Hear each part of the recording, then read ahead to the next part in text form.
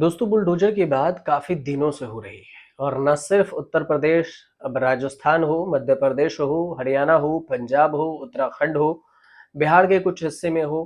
इसके अलावा भी कई राज्य ऐसे हैं जहां पर बुलडोजर कार्रवाई हो रही है। लेकिन अब ये पूरा मामला पहुंचा दिल्ली में।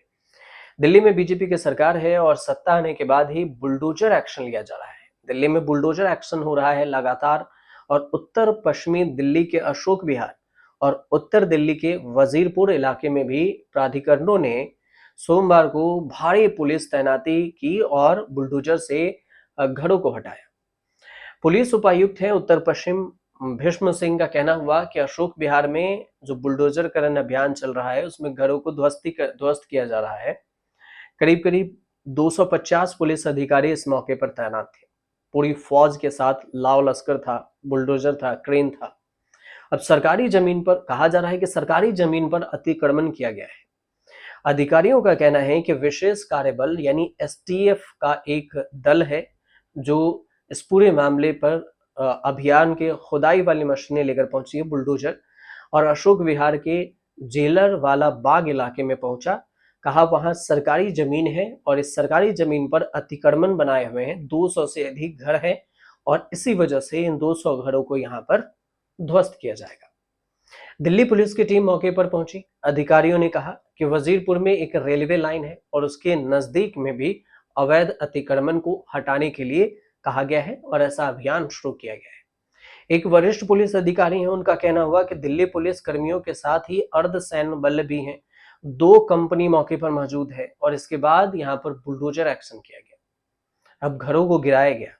हालांकि ये नहीं कहा गया कि अगर अवैध कब्जा है तो जो झुग्गी में लोग रह रहे हैं वो आखिर जाएंगे कहाँ। लेकिन इस महीने देखें तो इलाके में ये दूसरा ध्वस्तीकरण है। 2 जून को भी यहाँ बुलडोजर अभियान चलाया गया था।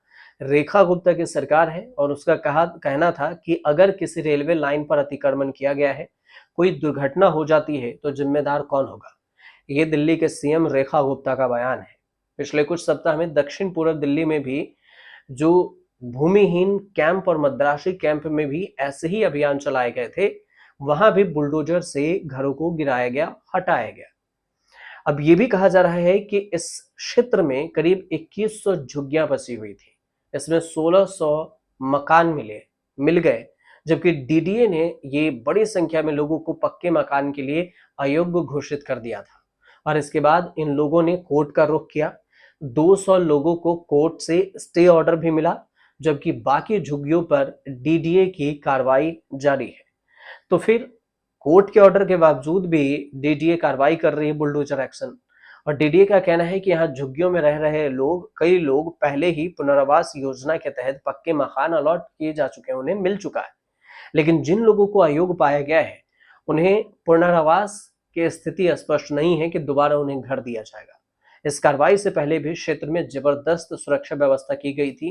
भारी संख्या में पुलिस तैनाती थे, सुरक्षाकर्मी तैनात किए गए थे ताकि किसी तरह की झड़प या अवरोध उत्पन्न ना हो सके।